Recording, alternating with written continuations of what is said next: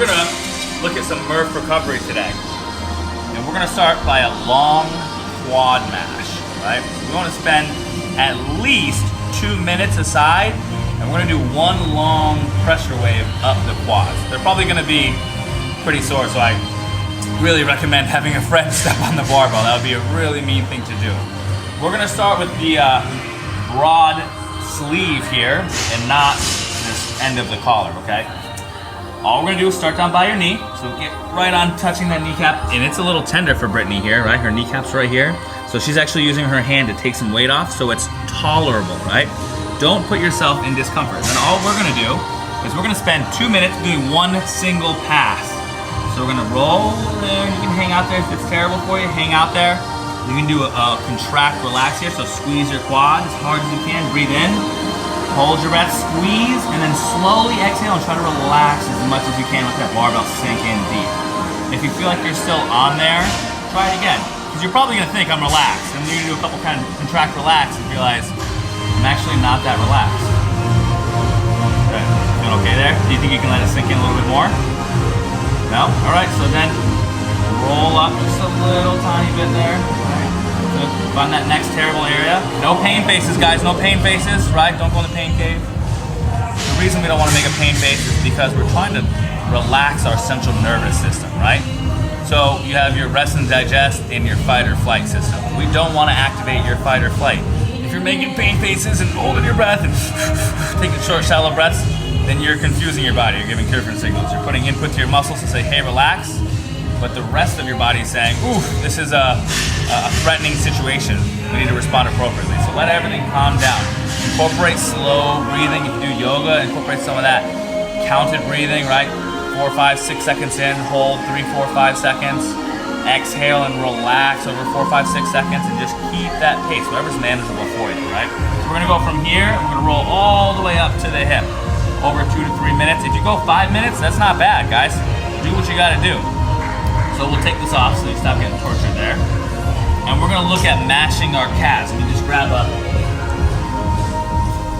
Supernova here. If you guys don't have a Supernova or a softball, a lacrosse ball will work fine, right? And all we're gonna do is find that interface bend your knee here, where our calf muscles come together, right? So we have our gastroc, these big ones up here, and then we have our soleus down here. And there's this area right in the middle where they kind of all three come together. So we wanna get our ball right in that area, right? Does that feel about right?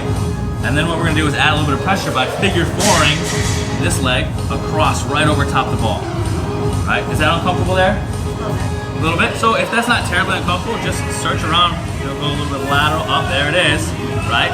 Hang out in those spots. But don't just hang out there. We wanna move the leg. So if you need to, if you're having a hard time clearing the ground for some reason, which is kind of weird, take your shoes off, all right? So we can roll back and forth certainly like that, right? Kind of going perpendicular to the fibers or shearing across them, but we can also add some motion to the muscles themselves with that tack and floss, or that tack and stretch, or that active release. So we're on that terrible part right there, and we're just gonna pull our toes up as much as we can, right? And then point them away. No pain faces, I see that flinch, and breathe, right? And come all the way back up, and then back down. You can even go in and out, right? See how that feels? Find the parts that are pretty gnarly for you and hang out there. So after we get that part down, roll to the other side, find some spots on the other side. Remember, there's 3 different muscle bellies in there, right? One on the lateral on the outside, one on the medial or the inside, and then that one that's directly posterior or behind. They all kind of interface. So you gotta explore all around. So we'll spend 2 minutes at least again on each side there, okay? And then we're gonna look at, so lacrosse ball actually. If you have a bigger ball, that'll work as well. It might be a little bit less brutal because it's not quite as pinpoint. So now we're gonna look at recovering our chest a little bit here. So we're gonna go to this hole right here. Then you wanna come around that side? Don't let you. Our viewers. So here, we're gonna have Brittany go along underneath her collarbone. So this is gonna get all inside of those pecs, and she's gonna pin it to the wall there, right? And then all she's gonna do is, you can hold on with the other hand if you want to, bring this arm up, right? And then bring it back behind your back. and then go all the way behind it. So you're stretching those tissues out. And then come up and out, and move around anywhere that's terrible. Now, go ahead and relax here. What I like about the Supernova as opposed to a regular softball is that it's got these little nubbies. So if you twist it, take this hand and twist, it's gonna take up all the slack in those tissues. Don't keep leaning on it, right? And then you twist and it'll take up all the slack in the tissues. Now you gotta hold that there, else it's gonna lose its tension. So you hold that and then move. That increases that sensation of stretching, right?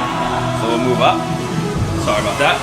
Down, around. And we can also do some of this on the ground, guys. So we're gonna have you lay on your belly on the ground and get this in the same position, right?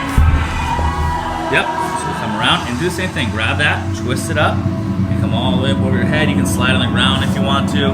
Come up around behind the back, whichever way you guys like. Now, let's move that around. So we're there, move it a little bit medially, move it down, wherever you're, so instead of coming out to the outside, because we want to hit the pecs, right? You're hitting delta, so we want to come a little bit more into the muscle belly there. And then when you take that slack up, yep, there we go. Hold that. It's a little bit different there, right?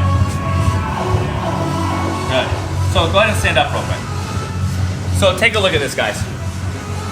When she was doing that, and it's not wrong, if you're sore over here, which you probably will be, go ahead and hit that deltoid area, but we want to look at the pec. The pec runs through here, right?